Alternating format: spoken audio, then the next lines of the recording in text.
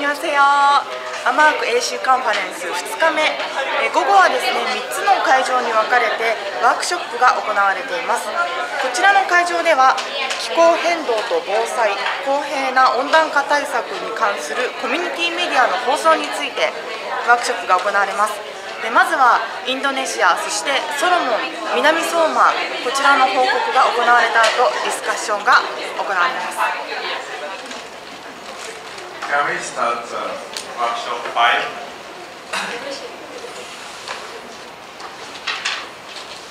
Have you already have a lunch? Yes. Okay. Please don't freeze. Yes.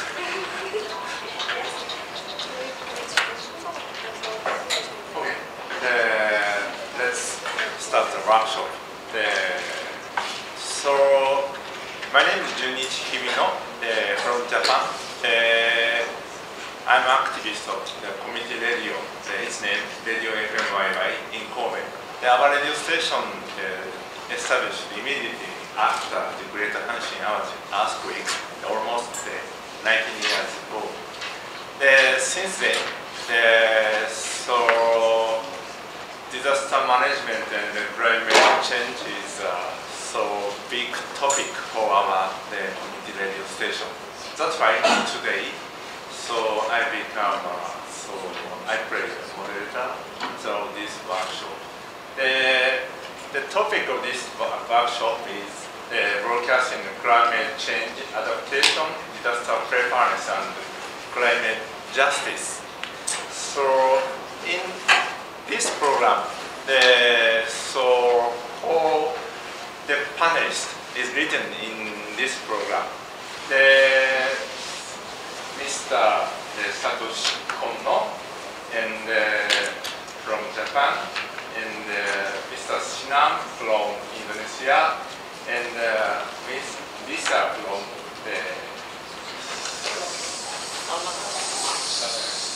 Soma. And also, so name of the Bianca is written in this program. But after the presentation, she will give us the comment and the input from the point of the gender aspect to the disaster management and the climate changes. ABC, would you show the slide?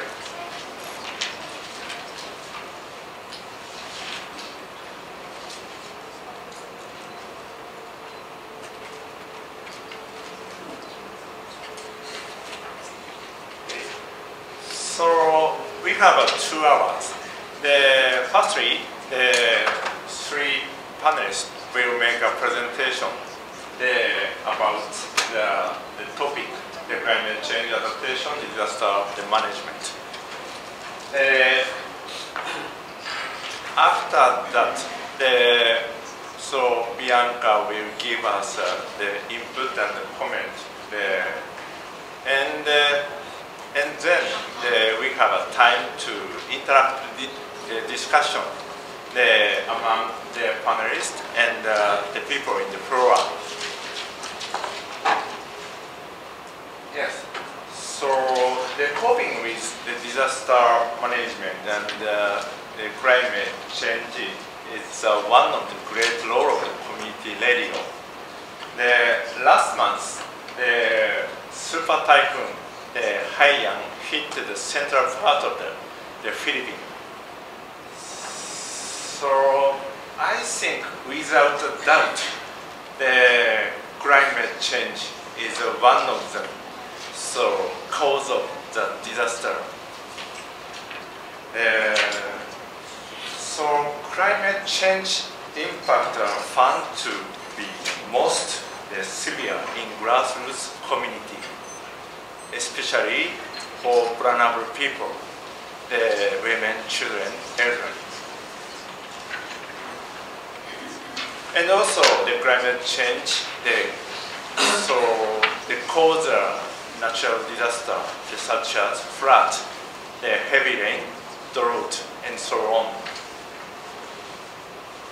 So these disasters affect their people's lives and the livelihood of the people in the community, especially for, as I mentioned before, for the vulnerable people.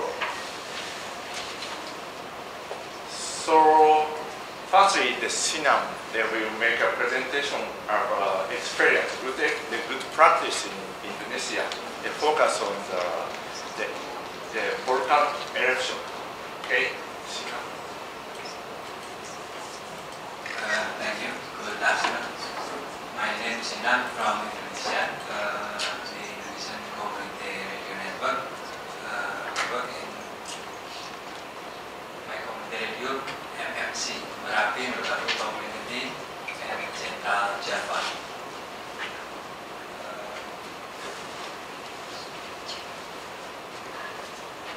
I'm sorry, presentasi in bahasa, so Mas Imam, Brandon Mendes.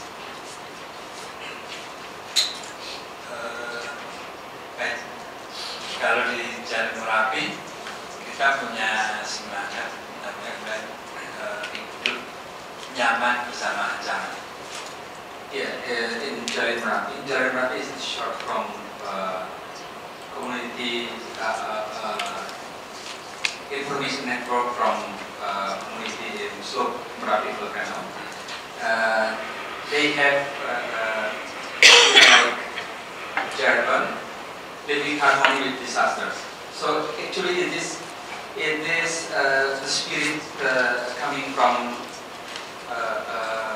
international society of disaster group, disaster preparedness group, but community in Slope Merapi adopted this as a spirit because they cannot avoid the disasters, but they have to face with the disasters. Next.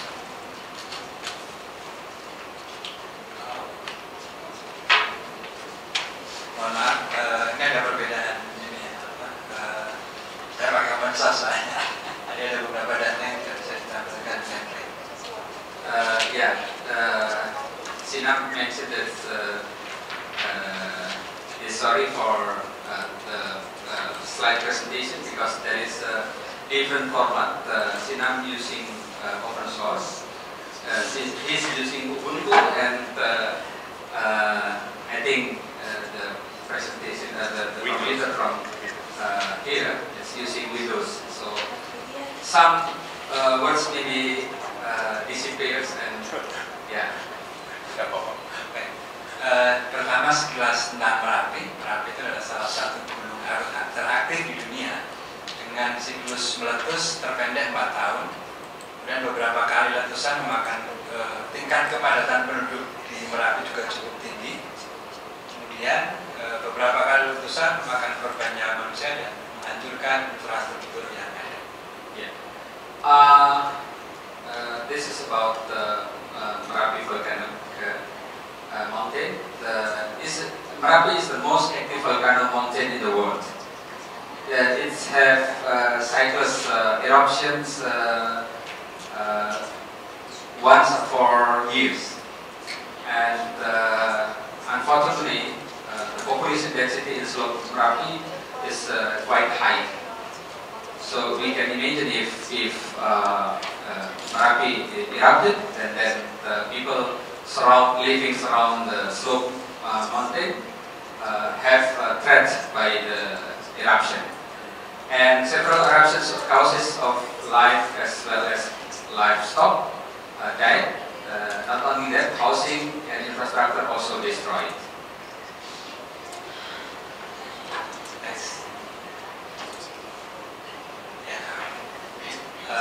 Jalan Merapi tahun 2006, 3 radio komunitas wilayah Merapi, 1 KFM di Magelang, Kabupaten Magelang, Central Java, kemudian MMC di Boyolali, Instansi Merapi di Klaten, didukung Bombay, Kapala, JPKI Jawa Tengah, JPKI di Jakarta, pendidikan Jalan Merapi. The history of Jalan Merapi. They established this network in year 2006. 3 community radios who located in the slope of Mountain Merapi, KFM, in the Magelang Regency, is a central Java province. FMCFM, Boyolali Regency, is central Java also.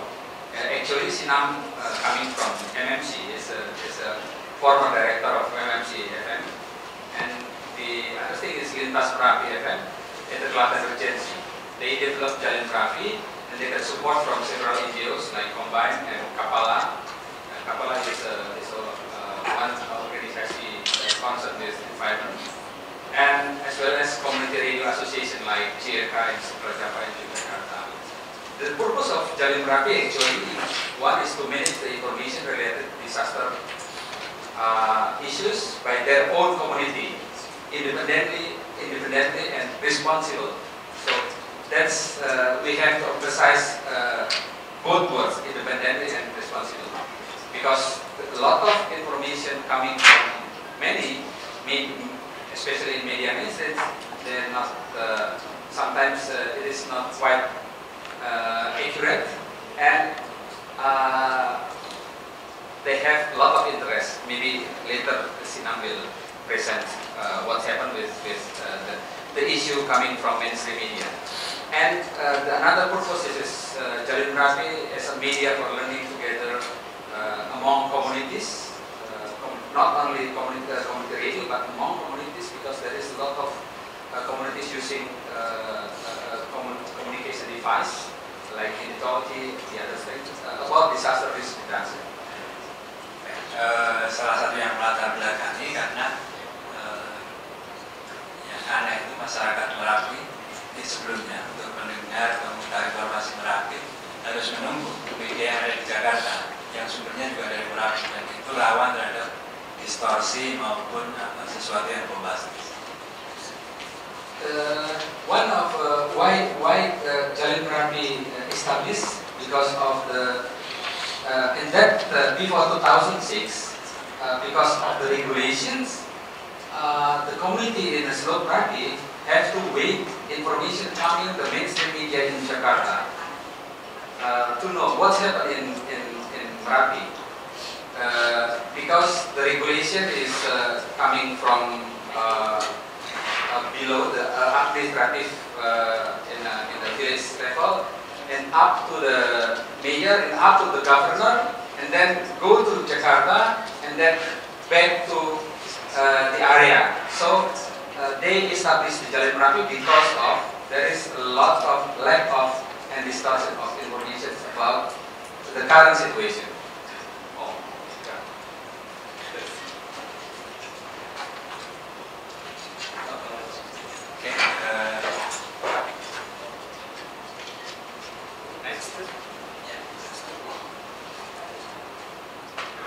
Ada dua aktivitas utama yang dilakukan oleh Jalin Merapi, yaitu kegiatan on air dan non air, jadi kegiatan bersiaran dan di luar bersiaran.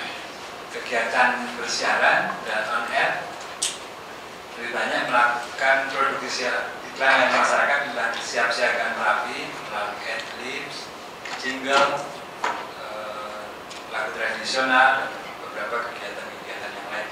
Kemudian juga talk show bersama dengan tim siaga desa, JPKI tentang perkembangan Merapi dan analisis risiko bencana. Kemudian menyiarkan perkembangan langsung Merapi, baik yang diketahui secara visual maupun melalui PPMPG atau BPPTKI. In Jalin Merapi, there is two categories of activity: on-air activity and non-on-air activity. Sometimes people say it's off-air, but they use non-on-air activity. Non-on-air activity actually support on-air activity to get data and information. In the on-air activity, like producing radio program with the issues of community preparedness for Merapi volcanic eruption, like produce ad-libs, jingle, traditional song.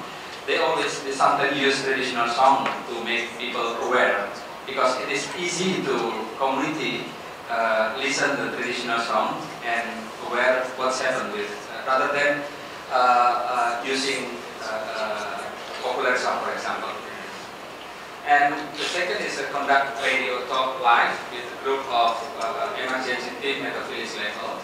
Government set up emergency team in each village because we know that Merapi is always erupted in during 4 years. So there is a permanent emergency team in the village. So also the talk live, including the Office of Merapi Volcanic Monitoring, and talking about the progress of Merapi, the current situation of Merapi, and also the risk analysis of Merapi. So people in the radio and also in the off air already talking about disaster preparedness, how to face with disasters. So most of them is already aware, but yeah, of course not all. So that's why radio still should have a role to campaign to promoting the disaster preparedness. Dan untuk kegiatan non-air, pertama adalah melakukan pantauan ke puncak Merapi minimal 9 kali. Bagaimana situasi kawah di Merapi saat itu. Dan koordinasi hasil pantauan yang didapat dari kawah Merapi kemudian dikoordinasikan dengan otoritas monitoring Merapi, dan juga melakukan pertemuan rutin dengan lintas stakeholder, pemerintah desa, BPBD, relawan Merapi, dan ada temu warga untuk memberikan pengetahuan tentang kegunaan, simulasi tanggap bencana, dan pengembangan sistem informasi desa bekerjasama dengan 5 desa. Ini ditemani oleh teman-teman FMYY dan teman-teman combine. Yeah, the activity done on air, as already mentioned before, is gathering data and information and share to the community. So data and information collecting through the they have a routine activity to climb the mountain once a month to see the current situation in the top of the mountains and give information to the authority office, monitoring office of Merapi Volcano, and they also have routine coordination with those office to understand the current situations, and regular meeting with village stakeholders like village governments, voluntary group, and office disaster response office in the district level. And also regular meeting with the community to share information in current situations. They also already several times have a simulation on disaster emergency response, because it is not so easy to make community understanding if even a lot of simulation already done. But if the volcano eruption, then not all the people aware and ready where they have to go and which way that they should go. So radio station, community radio stations have important role how to make them aware and understanding about the situation. And also to support those kind of process, they developed the village information system, cooperation with several villages. This supported by their colleague from FMYY from Japan, and also from Combined, is one of the NGO that support how to develop the village information system. Next. Yeah. Yeah. Sorry. Ini cerita tentang jalin Merapi pada tahun 2010. Karena 2010 terjadi erupsi luar biasa. Tidak seperti Merapi sebelumnya. Pertama, Jalan Merapi mampu menjadi media alternatif untuk memberikan informasi tentang erupsi dan dampak-dampaknya bagi masyarakat. Di saat media-media mainstream lebih bombastis dan cenderung menggalang dana dari masyarakat. Terus kemudian kolaborasi media untuk penanganan tanggap Merapi melalui komunitas, Facebook, Twitter, editor, website, CCTV, dan SMS service. Dan dalam 1 minggu Twitter @jalinmerapi itu bisa follower yang bergabung ada 31.000. Kemudian di tahun 2010 juga 1.600 relawan bergabung dengan pendaftaran secara online via www.merapi.com.id. Dan di tahun itu 13 posko informasi tersebar di 4 kabupaten di Jawa Tengah dan Yogyakarta. Yeah, this is the story during the last eruption, the biggest one, in the year 2010. At the time, I remember this is Amarc running in Argentina. So actually, the Jalan Merapi and also including community radio become an alternative media to share information and coordination among voluntary groups regarding to the current situation. You know, Yogyakarta, located in the Java Island, it is easy for everybody coming, and also the media mainstream.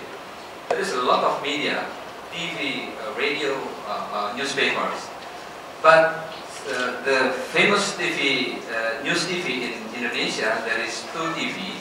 They to exploit it, inform the current situation in Merapi because they have interest.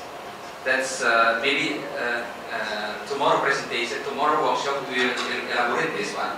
But what Sinam mentioned is sometimes because they have hidden interest. To develop more empathy audience, then they manipulate the information. So, Jalan Merapi try to give the accurate one. They use community radio, they use Facebook and Twitter to share the accurate information from the field.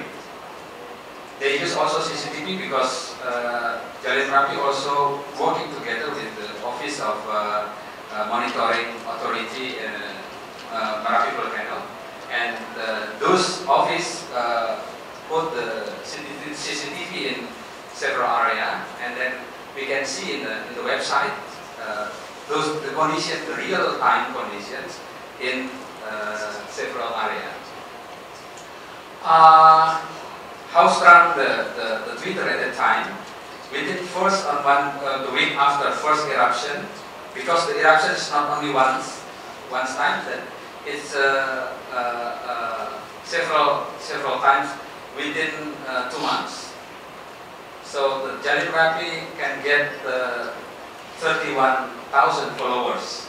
So it means that people want to know the current situation not only from media mainstream but also from social media. And based on those Jalan Merapi, they can get 1,600 volunteers registered online and join in the field. And also establish the 13th Information Center and function distribution in 4 agencies in Central Java Province and Yogyakarta Province. Kemudian yang dikembangkan Jalan Merapi ini kemudian juga mendapatkan pengakuan dari pemerintah Indonesia. Sukiman, salah satu dari Jalan Merapi, mendapatkan award dari BNPB. Kemudian juga pemerintah kemudian mulai menggunakan radio komunitas sebagai media untuk pendidikan kebencanaan. Terakhir, Gubernur Jawa Tengah juga hadir dalam memberikan informasi langsung di radio komunitas. This activity nowadays they got one of the leader of community radio activist is Sukiman. In the panel or conference he attended, he got award from government, from National Disaster Office, and also the governor of Central Java and the BNPB, the National Body of Disaster Reductions, already planned to use community radio to building awareness about disaster risk reduction.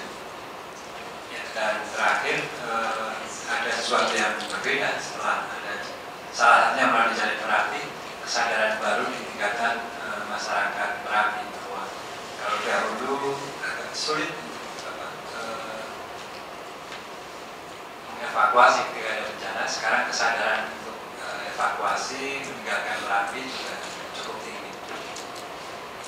There is a different situation before Jalin Merapi established and after that.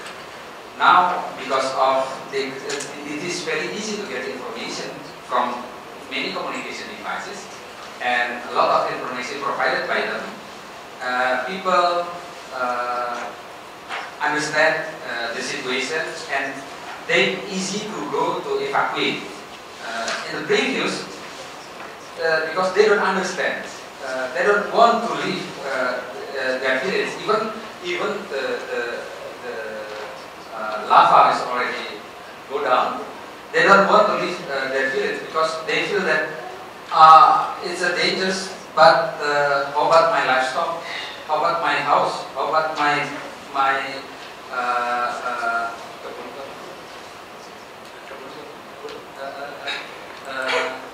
sawah, rice field. But after that, because of they got accurate information, they got knowledge about what happened if the lava coming down, and what happened if the mountain erupted, and track life and livestock. So they aware that they have to go, and the information also delivered where they have to go and which way. Tapi Merapi bukan sesuatu yang menakutkan. Merapi juga cukup indah. Sebulan yang lalu bersama Junichi kita ke puncak Merapi. Saya mengundang kita semua kalau mau bersama-sama ke puncak Merapi. And people, community in Merapi, now thinking that Merapi is not nightmare. It is still beautiful, and a lot of people still climb the Merapi, including Junichi months ago with I think 100 volunteers climb to Merapi mountains. Thank you very much.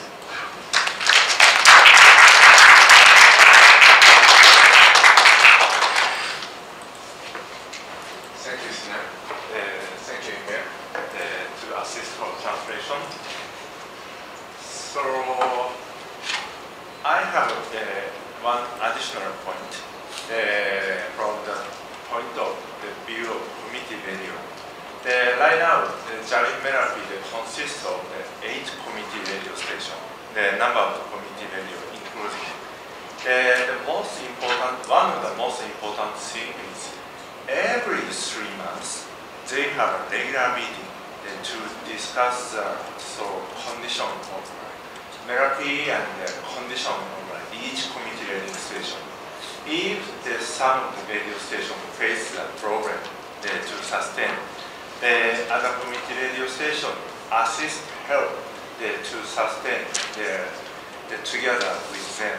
So, and also in the meeting, not only community radio people, but also the people, the local NGO named the Merapi Forum, they also get involved in the activity. So it's one of the proof of the important of the networking community to respond so not only disaster management, but also all kinds of issues. Thank you very much. Sinam. The next part is Miss Lisa will make a presentation so from the situation of the Solomon Island. Okay.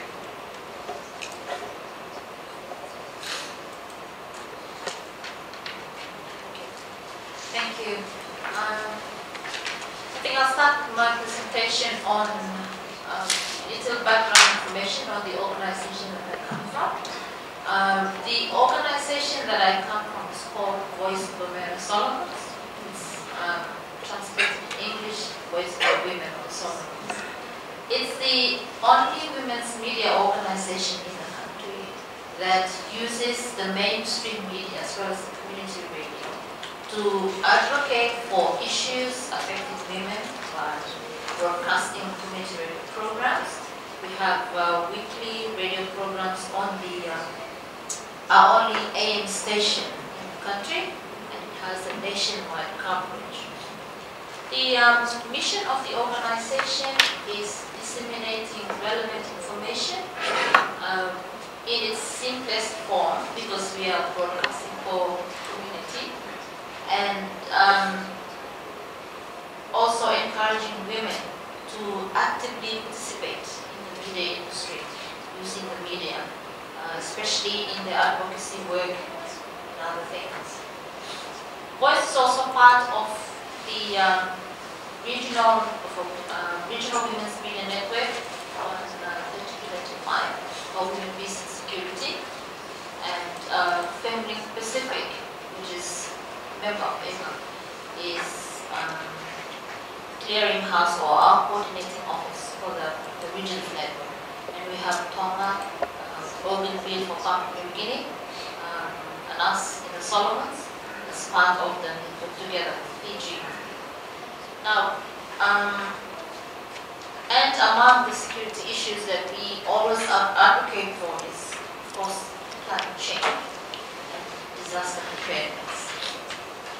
Now, our Pacific Island or Pacific experience, our island countries, I'm sorry, I didn't have a map, I didn't produce a map. But if you are to see the Pacific region, we are surrounded by water or sea. The island countries are surrounded by the ocean, and a big number of our population are coastal dwellers. They live along the coast of the islands, and because of that, a big part of our livelihood is the sea. We depend on that for food, and also because of the geographical setting of our islands, we use a lot of traveling. So we don't cross borders, but we use boats or we use ships to go to other islands. Shortage of food because of the weather changes, change in weather patterns.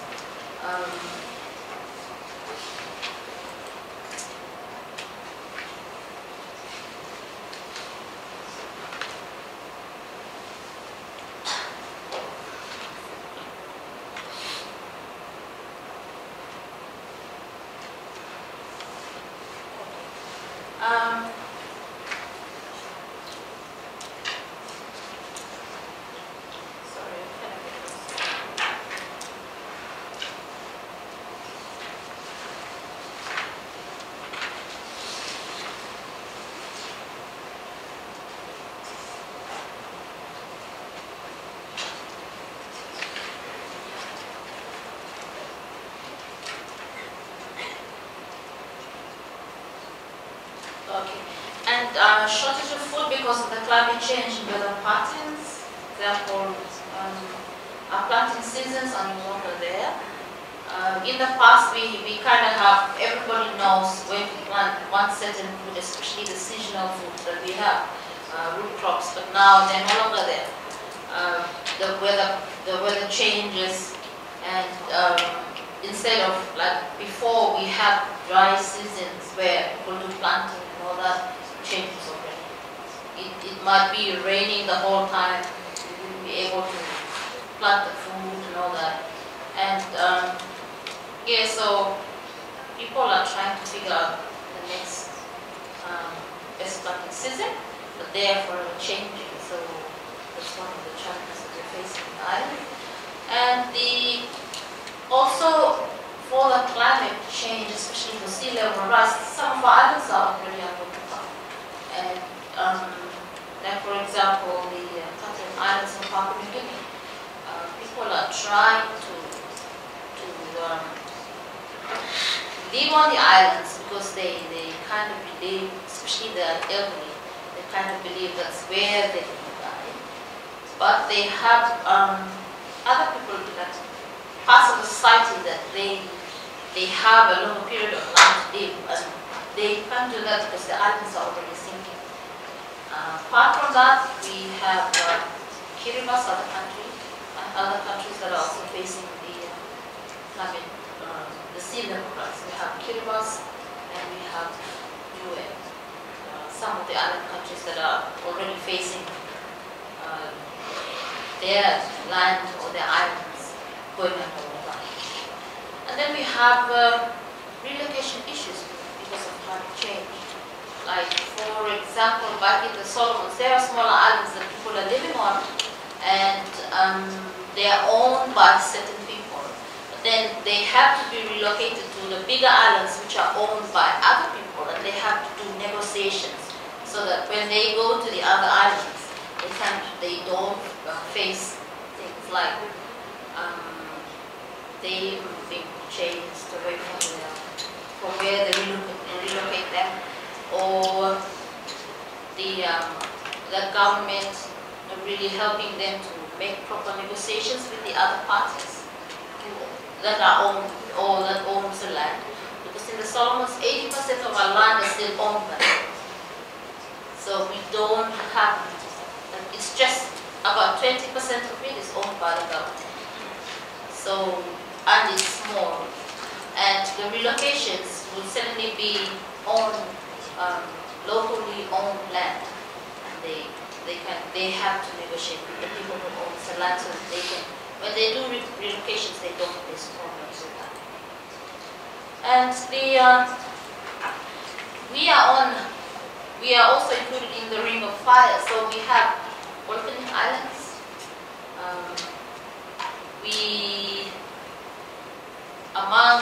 In the country, we also have one submarine volcano that comes out of the sea. Apart from some of the islands, we have big volcanic islands, but not very active at the moment. But again, that is also one thing that when we advocate for these issues, we always let them know. Like in the past, they have some erupted, and the people live to tell the tale, so they know the signs. And so those are some of the information that we give to the people, using the local expertise to tell them traditional signs of disasters that are going to happen, or let the people know that if you see this, this thing's going to happen. And the communications is part, or is the heart of our Pacific Islands, especially when our societies are oral societies. We can talk from the evening until late in the night. We don't write. It's talking. For example, we can talk about our genealogies for hundreds of levels or hundreds of generations. We still remember them. So we are an oral society. We still talk about them as if they're just yesterday. Yeah. Therefore, this forms the basis of why broadcasting is very important to us in the region. People will be having a hard time reading because we have a high illiteracy rate. So broadcasting is very much more like our traditional way of passing information. We kind of understand what we're talking about because we use the common language that we use. And some of our radio stations, they broadcast in their own dialects. And they give information in their own dialect, so the target audiences understand what they're talking about, because they're using their own dialects. Otherwise, we have our Solomon Islands Pidgin, which is our indigenous language. Everybody in the whole country understands that.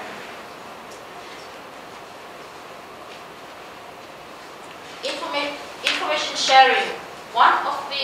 On disaster preparedness, the types of information we share about this topic varies from understanding the types of disasters that hit us all the time.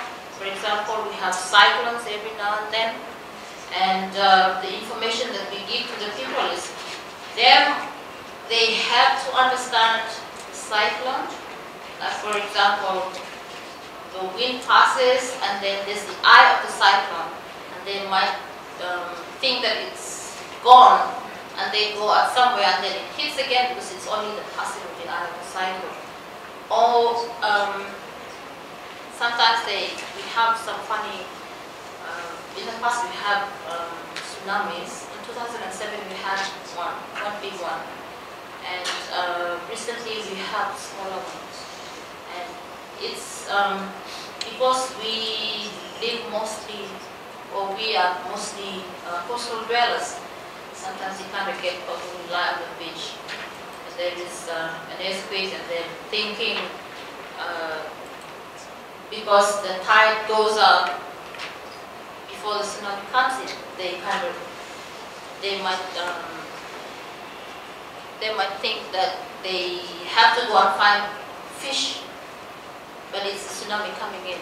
So they have to understand all those things. Those are the information that we give them. And they have to understand why the king tides, we always have king tides during Christmas. So the Christmas seasons, it's the time for the king tides.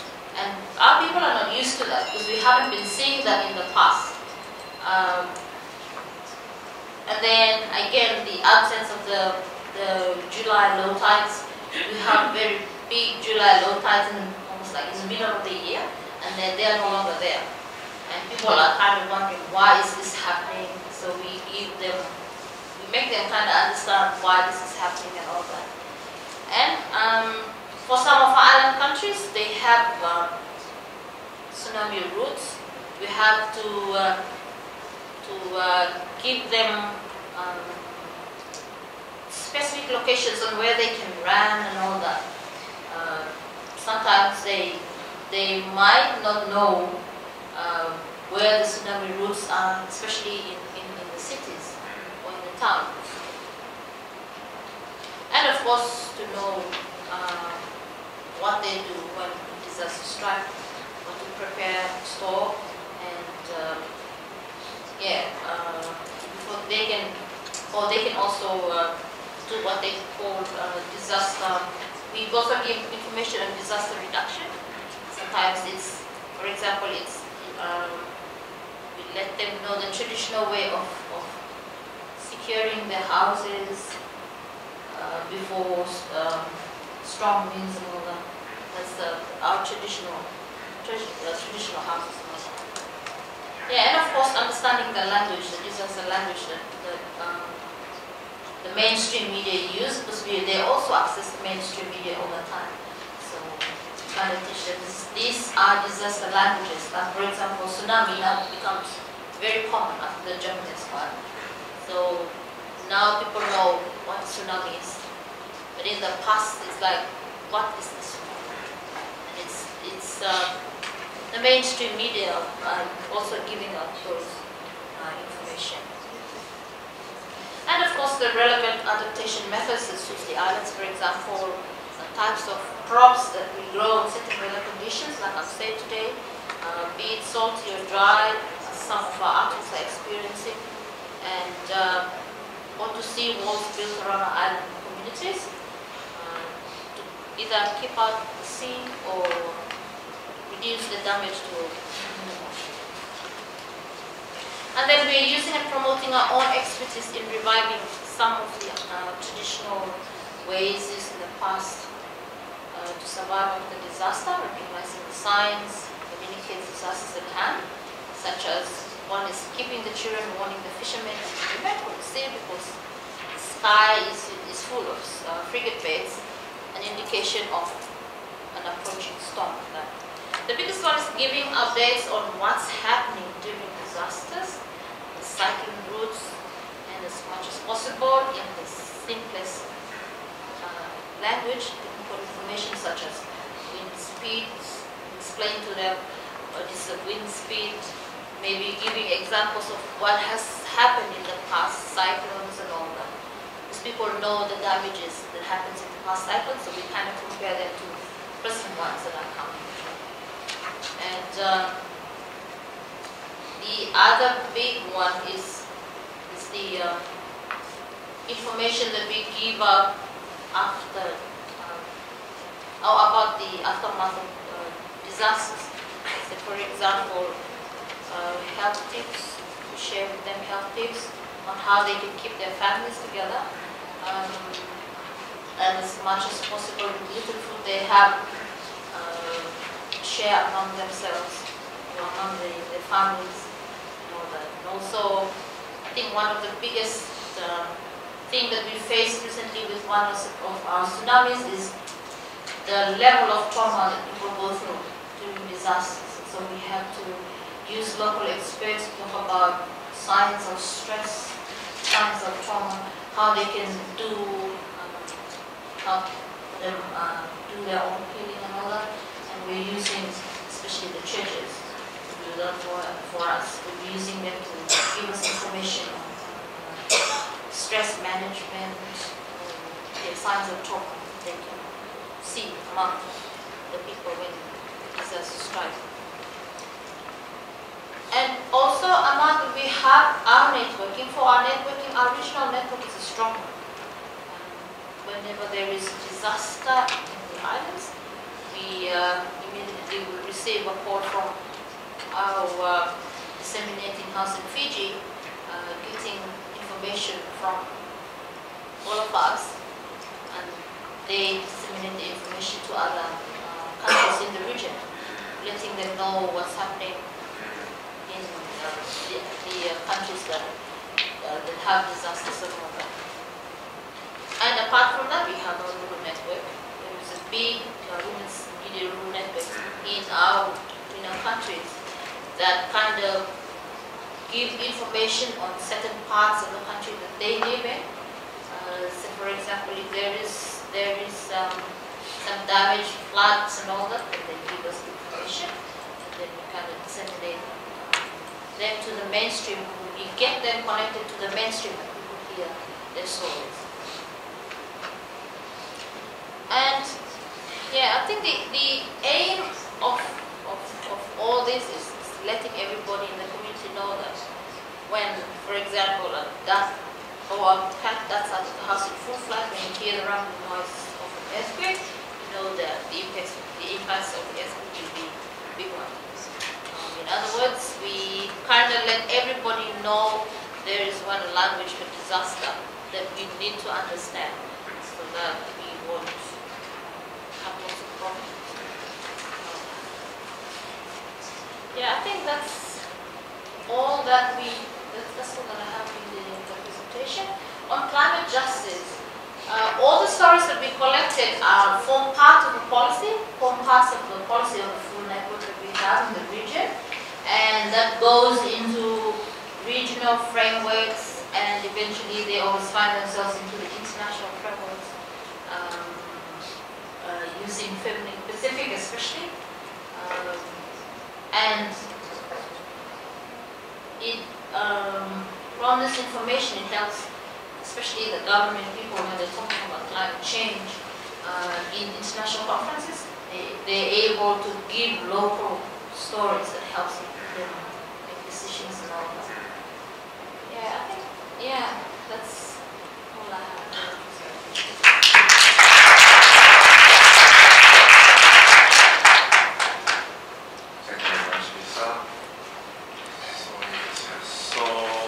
Pacific Island is one of disaster-prone area, and also climate change, the impact, they bring a lot of disasters, which Lisa mentioned that, And so also she pointed out in her presentation, so all kind of the disaster, phase of the disaster management, so FMLINK, so broadcasting activity contribute to a lot of things. So that not only disaster time, but also so recovery and reconstruction phase, and also preparedness phase. So after the presentation, please so give the comment to her and so ask her to her. Thank you very much, Lisa.